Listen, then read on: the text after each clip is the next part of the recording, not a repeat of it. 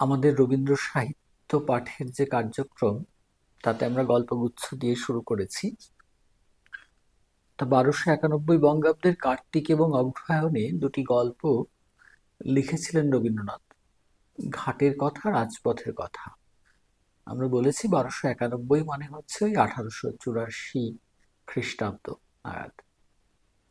তো এরপরে আমরা দেখতে পাচ্ছি দীর্ঘ 7 বছর রবীন্দ্রনাথ গল্প লেখায় বিরতি দিয়েছিলেন এবং গল্পগুচ্ছে তার যে 3 নম্বর গল্পটি স্থান পেয়েছে সেটি বিখ্যাত গল্প, আলোচিত গল্প এবং জনপ্রিয় গল্প। মানে এই গল্প বহুল পঠিত গল্প, দেনা পাওনা গল্পের নাম শোনেনি এমন বাঙালি খুব কমই আছে। এবং এই দেনা পাওনা গল্পটিতে 1298 লেখা আছে বিশ্বভারতী প্রকাশনার যে বইটি আমি ব্যবহার করি সেখানে, কিন্তু এর কোনো মাসের উল্লেখ নেই। যাই হোক, মোটামুটি ধরা যেতে পারে যে রবীন্দ্রনাথের প্রথম দুটি গল্প লেখার পরে এই তৃতীয় গল্পটির প্রকাশকাল তার 7 বছর পরে। তখন রবীন্দ্রনাথের বয়স আমরা ধরে নিতে পারছি এই 29 বছর মতো ধরা যেতে পারে। কাজে এবং সেই 29 বছরে দেনা পাওনার মতো যে গল্পটি লিখলেন তিনি, সেটি আমরা সার্থকতার বিচারে বাংলা সাহিত্যের অন্যতম শ্রেষ্ঠ সার্থক ছোট গল্প তাকে বলতে পারি। এবং সত্যি কথা বলতে কি যে এখনো পর্যন্ত বাংলা ভাষার শ্রেষ্ঠ ছোট গল্পকার রবীন্দ্রনাথ। তার জন্মগ্রহণের 1861 থেকে এই যদি আমরা 2026 যাচ্ছে, সেই সময়কালকে যদি আমরা বিচার বিবেচনা করি, তার জন্মগ্রহণের এত বছর পরেও প্রায় 165 বছর পরেও, বা এই গল্প তিনি যখন লিখেছিলেন 1890 খ্রিস্টাব্দে, মানে গল্পটি লেখা হয়েছে প্রায় আজ থেকে 135 বছর, 36 বছর আগে। তা সেই গল্পগুলি এখনো বাংলা সাহিত্যের অন্যতম সার্থক ছোট গল্প হিসেবে বিবেচিত। কাজেই মহাকালের বিচারে তার সৃষ্টি যে স্থায়ী আসন অধিকার করেছে সেটা বলার অপেক্ষা রাখে না। যাই হোক, দেনা পাওনা এটা একদম আমাদের দেশের, আমাদের সমাজের একটা পণ প্রথার একটা মারাত্মক অভিশপ্ত দিক এই গল্পে আছে। কিন্তু তার বর্ণনাটা এবং ভঙ্গিটা এবং চরিত্রগুলির উপস্থাপনা এত চমৎকার, পড়ছি আমাদের তৃতীয় পডকাস্ট হিসেবে গল্পগুচ্ছের দেনা পাওনা। 5 ছেলের পর যখন এক কন্যা জন্মিল, তখন বাপ মায়ে অনেক আদর করিয়া তাহার নাম রাখিলেন নিরুপমা। এ গোষ্ঠীতে এমন শৌখিন নাম ইতিপূর্বে কখনো শোনা যায়নি। প্রায় ঠাকুর দেবতার নামই প্রচলিত ছিল। গণেশ, কার্তিক, পার্বতী তাহার উদাহরণ। এখন নিরুপমার বিবাহের প্রস্তাব চলিতেছে। তাহার পিতা রামসুন্দর মিত্র অনেক খোঁজ করেন, কিন্তু মাত্র কিছুতেই মনের মতন হয় না। অবশ্যই মস্ত এক রায়বাহাদুরের ঘরের একমাত্র ছেলেকে সন্ধান করিয়া বাহির করিয়াছেন। উক্ত রায়বাহাদুরের পৈতৃক বিষয়াশয়ে যদিও অনেক হ্রাস হইয়া আসিয়াছে, কিন্তু বনেদি ঘর বটে। বরপক্ষ হইতে 10,000 টাকা পণ এবং বহুল দান সামগ্রী চাহিয়া বসিল। রামসুন্দর কিছুমাত্র বিবেচনা না করিয়া তাহাতেই সম্মত হইলেন। এমন পাত্র কোনো মতে হাতছাড়া করা যায় না। কিছুতেই টাকার জোগাড় আর হয় না। বাধা দিয়া বিক্রয় করিয়া অনেক চেষ্টাতেও 1,000 6-7 বাকি রহিল। এদিকে বিবাহের দিন নিকট হইয়া আসিয়াছে। অবশেষে বিবাহের দিন উপস্থিত হইল। নিতান্ত অতিরিক্ত সুদে একজন বাকি টাকাটা ধার দিতে স্বীকার করিয়াছিল, কিন্তু সময়কালে সে উপস্থিত হইল না। বিবাহ সভায় একটা তুমুল গোলযোগ বাঁধিয়া গেল। রামসুন্দর আমাদের রায় বাহাদুরের হাতে পায়ে ধরিয়া বললেন, শুভ কার্য সম্পন্ন হইয়া যাক, আমি নিশ্চয় টাকাটা শোধ করিয়া দিব। রায় বাহাদুর বলিলেন, টাকা হাতে না পাইলে বর সভাস্থ করা যাইবে না। এই দুর্ঘটনায় অন্তঃপুরে একটা কান্না পড়িয়া গেল এই গুরুতর বিপদের যে মূল কারণ, সে চেলি পড়িয়া গহনা পড়িয়া কপালে চন্দন লেপিয়া চুপ করিয়া বসিয়া আছে। ভাবি শ্বশুরকুলের প্রতি যে তাহার খুব একটা ভক্তি কিংবা অনুরাগ জন্মিতেছে, তাহা বলা যায় না। ইতিমধ্যে একটা সুবিধা হইল, বর সহসা তাহার পিতৃদেবের অবাধ্য হইয়া উঠিল। সে বাপকে বলিয়া বসিল, কেনা বেচা দরদামের কথা আমি বুঝি না, বিবাহ করিতে আসিয়াছি, বিবাহ করিয়া যাইব। বাপ যাহাকে দেখিল তাহাকেই বলিল, দেখেছেন মশাই, আজকালকার ছেলেদের ব্যবহার। দু একজন প্রবীণ লোক ছিল, তাহারা বলিল, শাস্ত্র শিক্ষা নীতি শিক্ষা একেবারে নয়, কাজেই বর্তমান শিক্ষার বিষময় ফল নিজের সন্তানের মধ্যে প্রত্যক্ষ করিয়া রায় বাহাদুর হতোদ্যম হইয়া বসিয়া রহিলেন। বিবাহ এক প্রকার বিষণ্ণ নিরানন্দ ভাবে সম্পন্ন হইয়া গেল।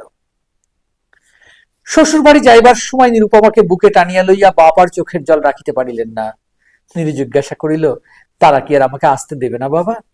রামসুন্দর বললেন, কেন আসতে দেবে না মা, আমি তোমাকে নিয়ে আসবো। রামসুন্দর প্রায় মেয়েকে দেখিতে যান, কিন্তু বেয়াই বাড়িতে তার কোনো প্রতিপত্তি নাই। চাকরগুলো পর্যন্ত তাহাকে নিচু নজরে দেখে। অন্তপুরের বাহিরে একটা স্বতন্ত্র ঘরে 5 মিনিটের জন্য কোনোদিন বা মেয়েকে দেখিতে পান, কোনোদিন বা দেখিতে পান না। কুটুম্ব গৃহে এমন করিয়া অপমান তো সহ্য হয় না। রামসুন্দর স্থির করিলেন, যেমন করিয়া হোক টাকাটা শোধ করিয়া দিতে হইবে। কিন্তু যে ঋণভার কাঁধে চাপিয়াছে, পাহাড়ি ভার সামলানো দুঃসাধ্য। খরচপত্র অত্যন্ত টানটানি পড়িয়াছে, এবং পাওনাদারদের দৃষ্টিপথ এড়াইবার জন্য সর্বদাই নানারূপ হীন কৌশল অবলম্বন করিতে হইতেছে। এদিকে শ্বশুর বাড়ি উঠিতে বসিতে মেয়েকে খোঁটা লাগাইতেছে। পিতৃগৃহের নিন্দা শুনিয়া ঘরে দাঁড় দিয়া অশ্রু বিসর্জন তাহার নিত্যক্রিয়ার মধ্যে দাঁড়াইয়াছে। বিশেষত শাশুড়ির আক্রোশ আর কিছুতেই মেটে না। যদি কেহ বলে, আহা কি স্ত্রী, বইয়ের মুখখানি দেখিলে চোখ জুড়াইয়া যায়। শাশুড়ি ঝংকার দিয়া উঠিয়া বলে, স্ত্রী তো ভারী, যেমন ঘরের মেয়ে তেমনি স্ত্রী।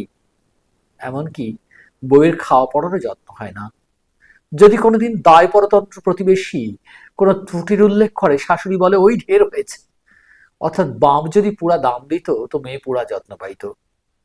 সকলেই এমন ভাব দেখায় যেন বধূর এখানে কোনো অধিকার নাই, ফাঁকি দিয়া প্রবেশ করিয়াছে। বোধ হয় কন্যার এই সকল অনাদর এবং অপমানের কথা বাপের কানে গিয়া থাকিবে। তাই রামসুন্দর অবশেষে বসত বাড়ি বিক্রয়ের চেষ্টা করিতে লাগিলেন। কিন্তু ছেলেদের যে গৃহহীন করিতে বসিয়াছেন, সে কথা তাহাদের নিকট হইতে গোপন রাখিলেন। স্থির করিয়াছিলেন, বাড়ি বিক্রয় করিয়া সেই বাড়ি ভাড়া লইয়া বাস করিবেন। এমন কৌশলে চলিবেন যে তাহার মৃত্যুর পূর্বে কথা ছেলেরা জানিতে পারিবে না। কিন্তু ছেলেরা জানিতে পারিল। সকলে আসিয়া কাঁদিয়া পড়িল। বিশেষত বড় 3টি ছেলে বিবাহিত, এবং তাহাদের কাহারও বা সন্তান আছে। তাহাদের আপত্তি অত্যন্ত গুরুতর হইয়া দাঁড়াইল। বাড়ি বিক্রয় স্থগিত হইল। তখন রামসুন্দর নানা স্থান হইতে বিস্তর শুধু অল্প অল্প করিয়া টাকা ধার করিতে লাগিলেন। এমন হইল যে সংসারের খরচ আর চলে না।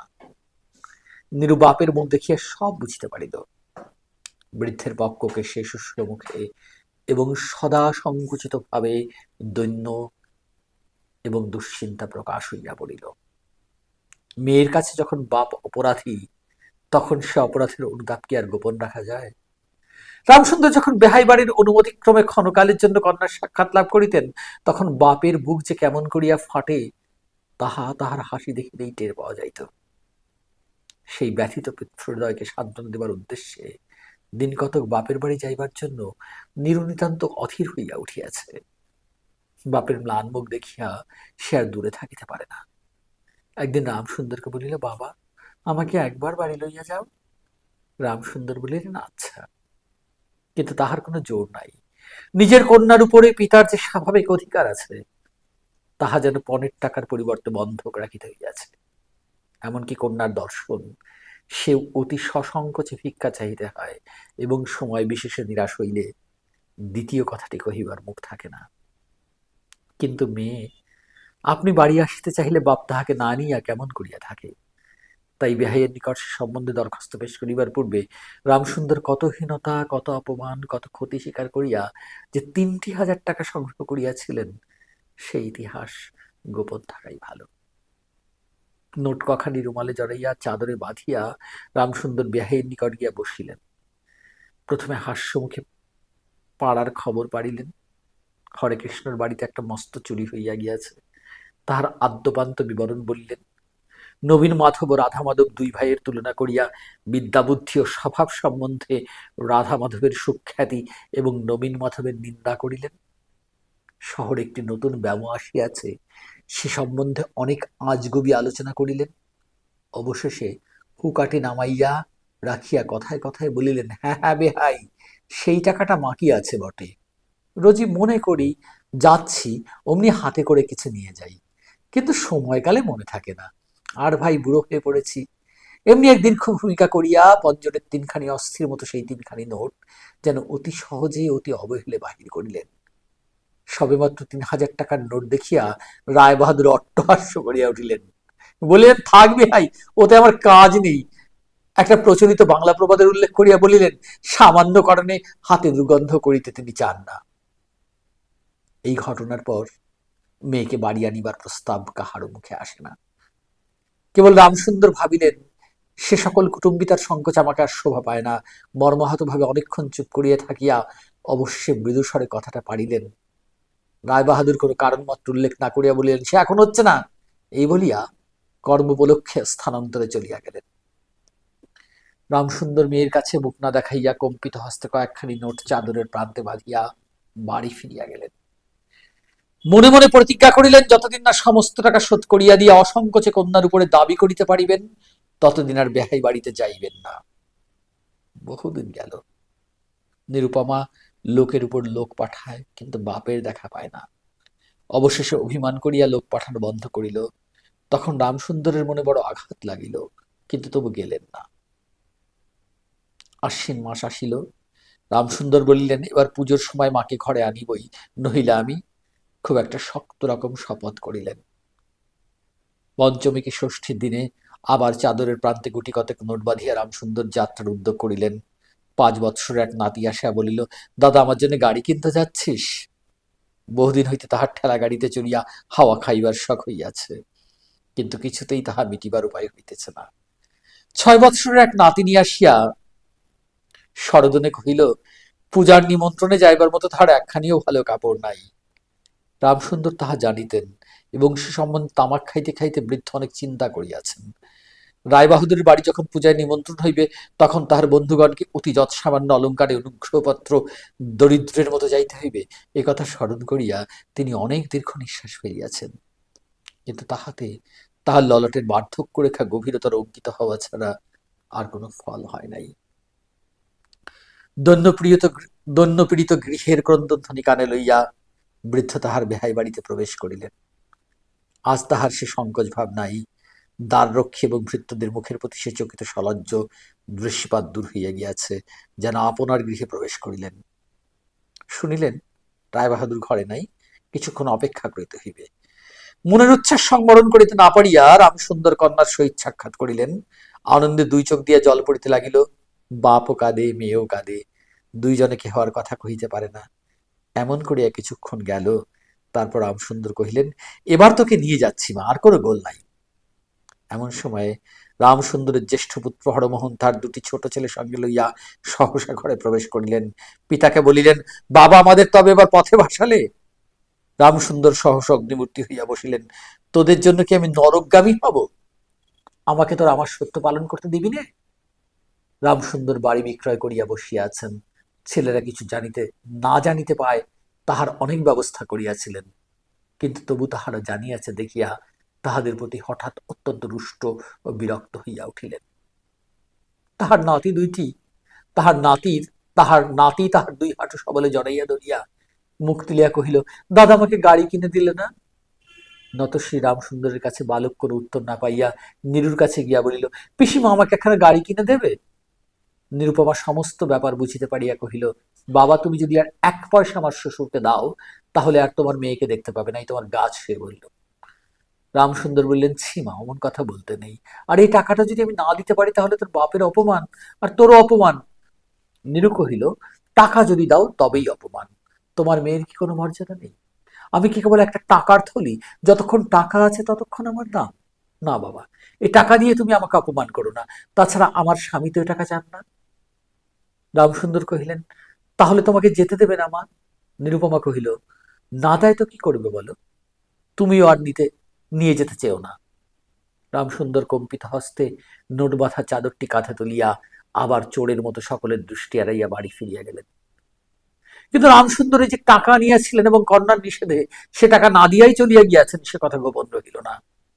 কোন স্বভাব কৌতূহলী দ্বার লগ্ন কর্ণ দাসী নীরুর শাশুড়িকে এই খবর দিল। শুনিয়া তাহার আক্রোশের সীমা রহিল না। নিরুপমার পক্ষে তাহার শ্বশুর বাড়ি সরসজ্জা হইয়া উঠিল।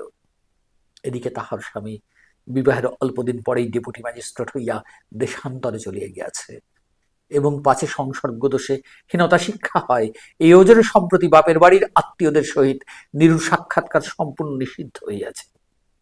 এই সময় নীরুর একটা গুরুতর পীড়া হইল, কিন্তু সেজন্য তাহার শাশুড়িকে সম্পূর্ণ দোষ দেওয়া যায় না। শরীরের প্রতি সে অত্যন্ত অবহেলা করিত। কার্তিক মাসের হিমের সময় সমস্ত রাত মাথার দরজা খোলা, শীতের সময় গায়ে কাপড় নাই, আহারের নিয়ম নাই। দাসীরা যখন মাঝে মাঝে খাবার আনিতে ভুলিয়া যাইত, তখন সে তাহাদের একবার মুখ খুলিয়া স্মরণ করাইয়া দেওয়া, তাহাও সে করিত না। তখন যে তাহাদের একবার মুখ খুলিয়া স্মরণ করাইয়া দেওয়া, তাহাও সে করিত না। সে যে পরের ঘরের দাসদাসী এবং কর্তা গৃহিণীদের অনুগ্রহের উপর নির্ভর করিয়া বাস করিতেছে, এই সংস্কার তাহার মনে বদ্ধমূল হইতেছিল। কিন্তু এরূপ ভাবটাও শাশুড়ির সহ্য হইত না। যদি আহারের প্রতি বধূর কোনো অবহেলা দেখিতেন, তবে শাশুড়ি বলিতেন, নবাবের বাড়ির মেয়ে কিনা, গরিবের ঘরের অন্যর মুখে রোচে না। কখনো বা বলিতেন, দেখো না একবার চিড়ি হচ্ছে, দেখো না, দিনে দিনে যেন পোড়া কাঠ হয়ে যাচ্ছে। রোগ যখন গুরুতর হইয়া উঠিল, তখন শাশুড়ি বলিলেন সমস্ত ন্যাকামি। অবশেষে একদিন নীরু সবিনয় শাশুড়িকে বলিল, বাবাকে আর আমার ভাইদের একবার দেখবো মা? শাশুড়ি বলিল, কেবল বাপের বাড়ি যাইবার ছল। কেউ বলিলে বিশ্বাস করিবে না, যেদিন সন্ধ্যার সময় নীরুর শ্বাস উপস্থিত হইল, সেদিন প্রথম ডাক্তার দেখিল এবং সেদিন ডাক্তারের দেখা শেষ হইল। বাড়ির বড় বউ মরিয়াছে। খুব ধুম করিয়া অন্ত্যেষ্টিক্রিয়া সম্পন্ন হইল। প্রতিমা বিসর্জনের সমারোহ সম্বন্ধে জেলার মধ্যে রায়চৌধুরীদের যেমন লোক বিখ্যাত প্রতিপত্তি আছে, বড় বউয়ের সৎকার সম্বন্ধে রায়বাহাদুরদের তেমনি একটা খ্যাতি রটিয়া গেল। এমন চন্দন কাঠের চিতা এ মুলুকে কেহ কখনো দেখে নাই। এমন ঘটা করিয়া শ্রাদ্ধও কেহ রায়বাহাদুরদের বাড়িতেই সম্ভব, কেবল রায়বাহাদুরদের বাড়িতেই সম্ভব। এবং শোনা যায় ইহাতে তাহাদের কিঞ্চিৎ ঋণ হইয়াছিল। রামসুন্দরকে সান্ত্বনা দেবার সময় তাহার মেয়ের যে কিরূপ মহাসমারোহে মৃত্যু হইয়াছে, সকলেই তাহার বহুল বর্ণনা করিল। এদিকে ডেপুটি ম্যাজিস্ট্রেটের চিঠি আসিল, আমি এখানে সমস্ত বন্দোবস্ত করিয়া লইয়াছি, অতএব অবিলম্বে আমার স্ত্রীকে এখানে পাঠাইবে। রায়বাহাদুরের মহিষী লিখিলেন, বাবা তোমার জন্য আরেকটি মেয়ের সম্বন্ধ করিয়াছি, অতএব অবিলম্বে ছুটি লইয়া এখানে আসিবে। এবারে 20,000 টাকা পণ এবং হাতে হাতে আদায়। বাংলা ভাষায় লেখা 1298 বঙ্গাব্দে, 135 বছর আগে লেখা একটি ছোট গল্প। এখনো কি এখানে বিবাহ প্রথায় দান সামগ্রী, পণ সামগ্রীর ব্যাপারটা কি পুরোপুরি উঠে গেছে? হয়তো উঠেনি। গ্রামে গঞ্জে, সমাজে, সংসারে এখনো হয়তো এই মানসিকতা কিছুটা আছে। কিন্তু রবীন্দ্রনাথ যে কি সুতীক্ষ্ণভাবে সমাজকে দেখেছিলেন, বুঝেছিলেন, চিনেছিলেন এবং একদম সার্থক একটা ছোট গল্প যেমন করে লেখা হয়, একমুখী চরিত্র, একমুখী ভাবনা, একমুখী কল্পনা, এবং শেষ পর্যন্ত এই যে ছোট গল্প সম্পর্কে তিনিই তো শেষ কথাটি বলেছিলেন, ছোট প্রাণ, ছোট কথা, ছোট ছোট দুঃখ ব্যথা, নিতান্ত সহজ সরল, নাহি বর্ণনার ছোটা ঘটনার ঘন ঘটা। তো তার সেই ছোট গল্প বিষয়ক ভাবনার এই সার্থক প্রকাশ আমরা এখানে পাচ্ছি। আমরা এই গল্প অনেকেই পড়েছি, শুনেছি, তবু আর একবার যদি আমার পাঠ তোমরা শোনো ছাত্রছাত্রীরা, এবং আপনারা শোনেন, তাহলে রবীন্দ্রনাথের লেখার যে মাধুর্য, তার লেখার যে বৈশিষ্ট্য, তার লেখার যে দক্ষতা, সেটা আমাদের আর একবার নজরে আসবে, আমরা অনুভব করতে পারবো। ধন্যবাদ সকলকে।